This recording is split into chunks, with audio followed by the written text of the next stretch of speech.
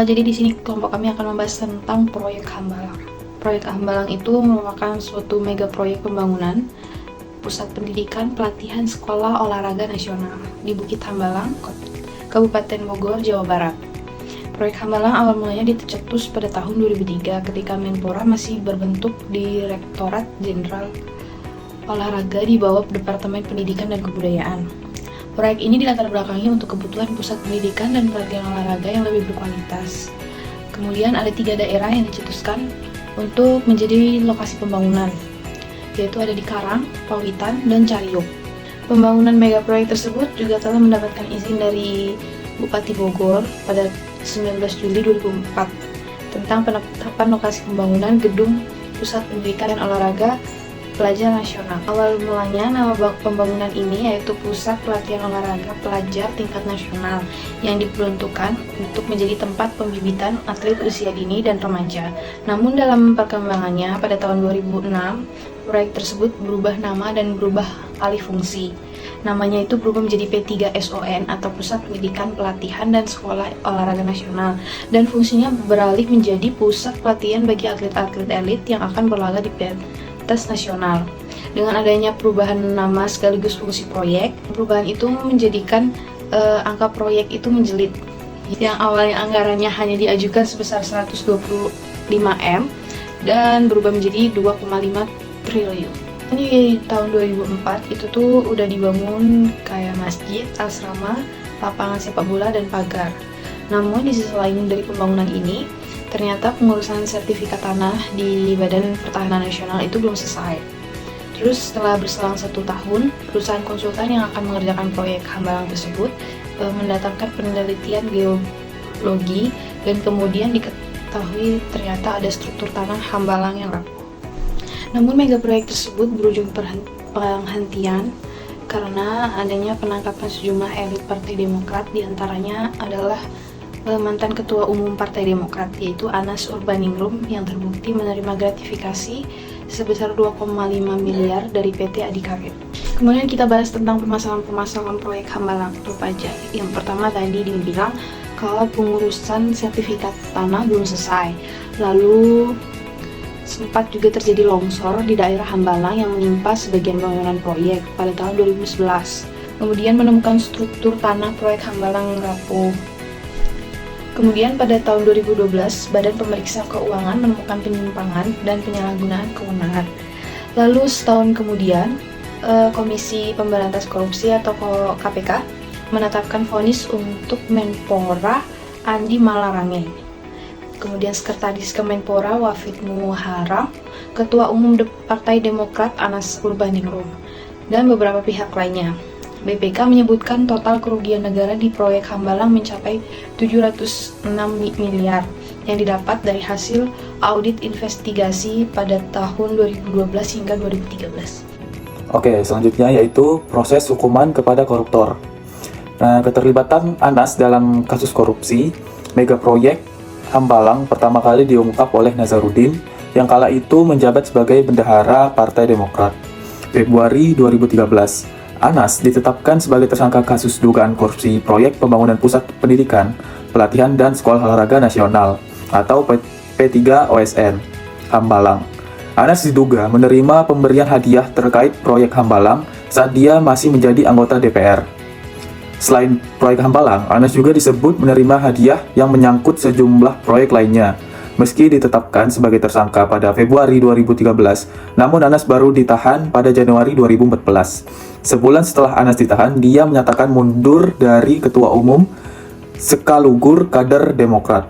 Pada September 2014, Majelis Hukum Pengadilan Tindak Pidana Korupsi menghukum Anas 8 tahun penjara dan denda sebanyak 300 juta.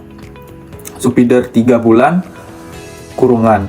Namun vonis itu jauh lebih ringan dari tuntutan jaksa KPK yang meminta dia dihukum 15 tahun dan uang pengganti 94 miliar serta 5,2 juta dolar AS. Anas dinyatakan terbukti melakukan tindak pidana korupsi dan pencucian uang terkait proyek Hambalang dan proyek APBN lainnya. Tak terima atas vonisnya, Anas mengajukan banding ke pengadilan pada Februari 2015. Majelis Hakim Banding memutuskan memangkas hukuman Anas selama 1 tahun sehingga menjadi 7 tahun penjara. dengan denda yang sama, yaitu 300 juta. Namun setelah dijatuhi hukuman yang lebih ringan, Anas masih tidak puas dengan hasilnya dan dia mengajukan permohonan kasasi ke MA, namun permintaan tersebut ditolak oleh MA. Majelis Hakim Kasasi yang kala itu dipimpin oleh Artijo Alkostar justru menjatuhkan vonis 14 tahun penjara ke mantan anggota Komisi Pemilihan Umum atau KPU tersebut. Anas harus membayar denda sebanyak 5 miliar subsidiar 1 tahun dan 4 bulan kurungan. Selain itu, Anas diwajibkan membayar uang pengganti sebesar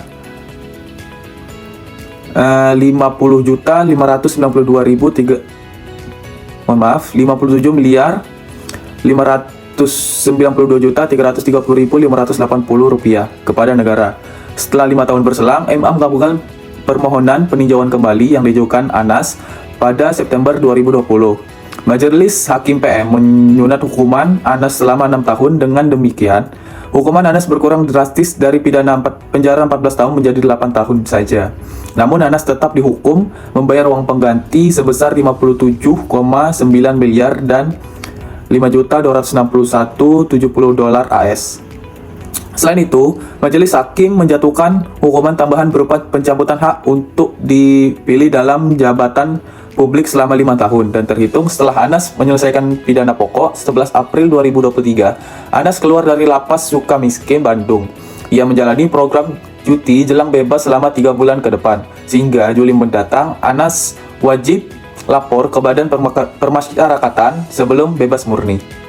Baik, selanjutnya di sini saya akan menjelaskan berkaitan dengan sudut pandang dan solusi yang dapat saya berikan berkaitan dengan kasus proyek Hambalang. Perlu diketahui, kasus proyek Hambalang mencerminkan serangkaian masalah, termasuk di dalamnya adalah pengelolaan yang buruk, adanya dugaan korupsi, dan ketidakpastian terkait dengan keberlanjutan proyek.